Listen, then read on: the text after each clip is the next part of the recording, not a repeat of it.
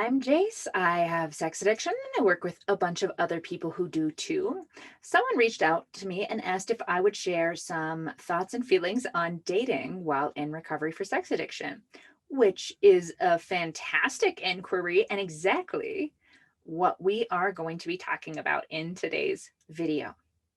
Of course, if you haven't yet, make sure you subscribe and hit that little bell button so you get notified when new videos come out. Subscribing helps support me and helps support the channel by letting me know to continue making this content and that people actually view it and want it. So thanks so much for doing that. If you ever want any more info on me or the work I'm doing, you can find that in the description below. Just FYI, get some questions and comments about the work I do and how to work with me and things like that. It's always in that description right below the video. And of course, kick it around to the end for that free resource we have coming up. Let's get in it. This is an uncomfortable area. Well, I'm just gonna let you know that straight off the bat. This probably will not be everyone's favorite video. And these are my thoughts, right? This is what I have seen in all of my years and in working with people and couples. This is what I've seen, right? So to each their own, grain of salt, all right? Is it a good idea to be dating while in recovery for sex addiction? That depends on many factors. If you are new to recovery, your life is about to get so hard. Let's be real. Recovery is not a part-time thing, especially if you are dealing with it holistically and you're not just treating symptoms. But even if you are just treating symptoms, recovery is a lot of work. It takes a lot of energy, a lot of time, and a lot of effort. You know what else takes a lot of time, energy, and effort? Relationships. Trying to do both simultaneously is an uphill climb. I don't know why anyone would choose to do.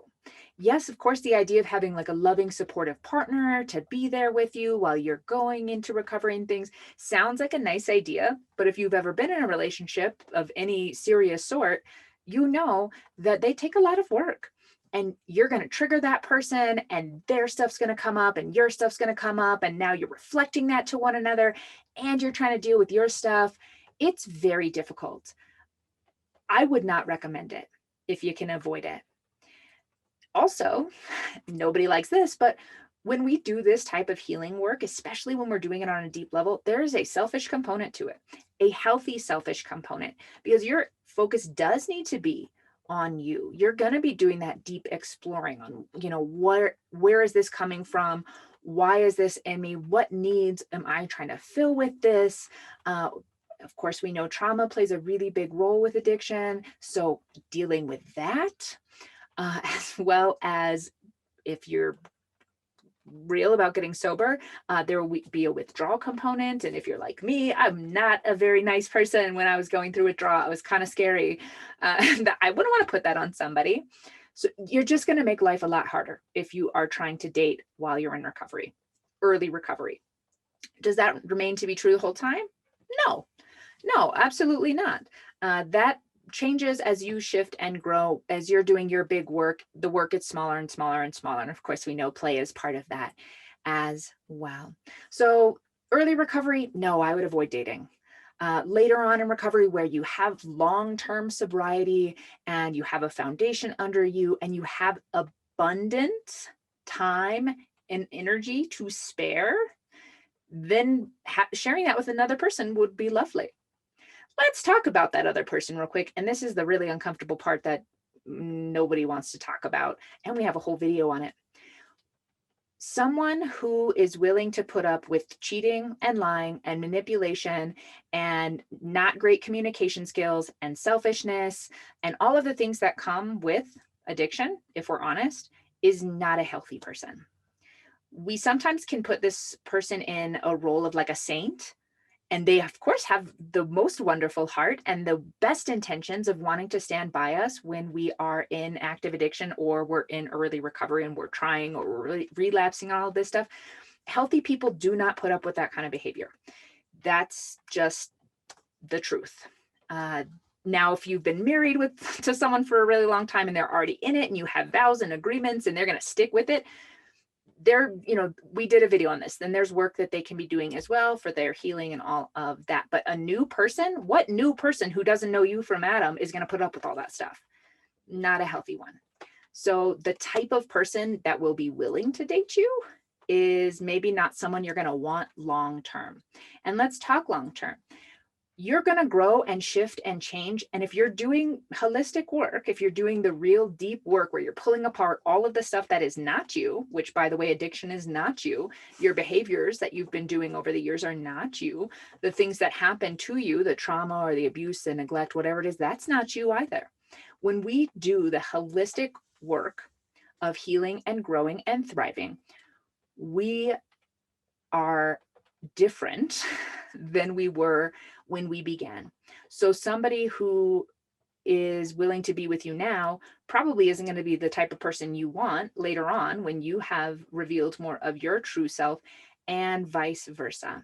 When you are doing that work and you are becoming a truer, healthier version of yourself, your options for others broaden greatly. It's kind of like if you're putting in water into a tank, your level's going to rise. And the people that were down here, and we're not talking inferior people, that's not what I'm saying. I'm just saying that are going to match you with that health, with that growth, with that thriving, they don't exist down here. So if you meet someone while you're here, but you're growing, and they're not, you're going to have trouble on your hands right there as well.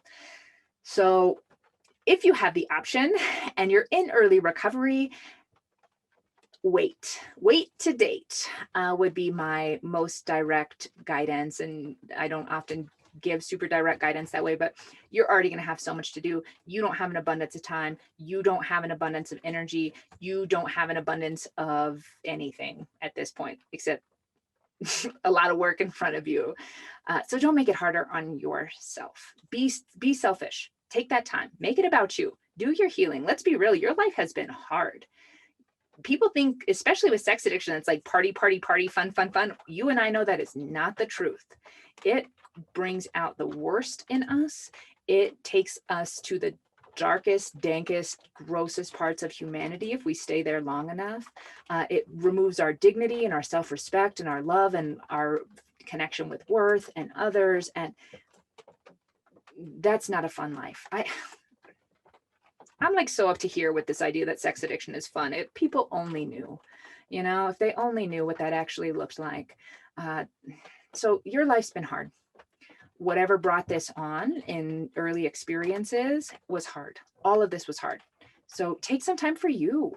Make it about you for a while. And I know that seems weird because we're selfish in a really negative way in active addiction, but we know that's not really about us. That's inappropriate attempts to meet needs of our inner unmet child, right? And all this stuff, like we know what's going on there. It's not about desire. It's not about sex drive, all of that stupid misinformation that's out there. So I realize this is kind of a longer video. If you already are dating someone and you are in recovery, where are they at? What are they doing? Right? Are they a person in recovery? Are they doing their healing work?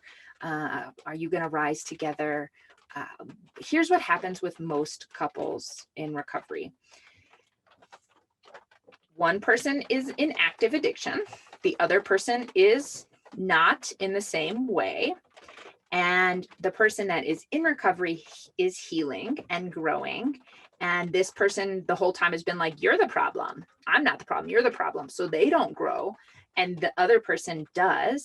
And then there's this sense of like, well, I can't betray them because they were there with me when I was at my worst. But now I'm healthy and thriving and they're really not. And they haven't done their healing work. It becomes such a big mess. One of the greatest gifts I was given was to start recovery as a single person. I watched the other people who were married or in long-term relationships. Oftentimes the spouse insisted that they go to recovery, which is a whole other story, but how much harder it was to try to have the other person and that reflection and the triggers, and even things like getting upset with how much time they spent on their recovery. Now that was the problem, when before it was, addiction and stuff. So let's be real, bringing another person in the mix makes it harder. And why would we make something that's already difficult harder, right? I highly recommend that you find that connection and support and love that we often try to seek in a romantic partner, and you find it with your team. You find it with your friends, your family, maybe other people that are working a holistic recovery program with you. Perhaps you have a spiritual community. Don't just go to one person. Have your team of people and build those relationships. It's very different than a romantic partnership. And let's be real, if by dating you mean just having sex with people, then that's a whole other conversation to be had when we're talking about recovery and sex addiction and things like that, which you can go check out the video about, abstaining, if that's required in early recovery, if you want info on that. If you are someone dating a person in recovery or active addiction, we have some videos for you specifically as well. And I'm going to put the link for those in here. I know this stuff is ugly.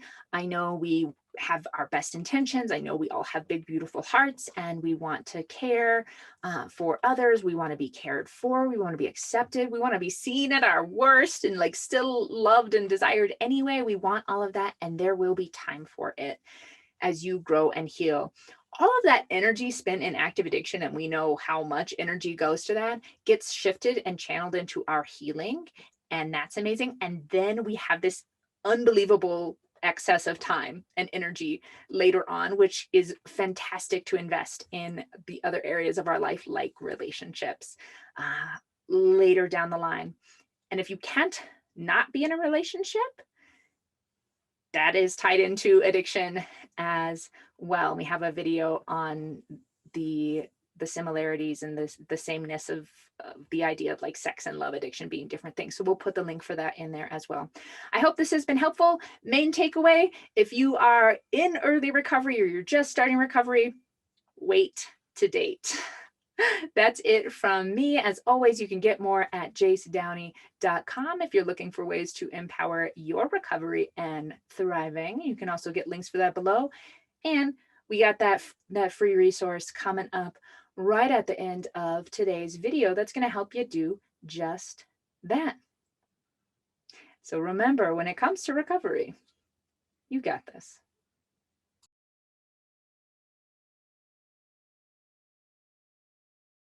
Howdy. I know we are all out here trying to live our best life possible. And I have come across the really simple way to ensure we are living a satisfying life. I've put that together in a training for you that I am offering for free. And because I know we are busy, I'm going to tell you the simple secret for a satisfying life in just 7 minutes. You can get that by going to the link below.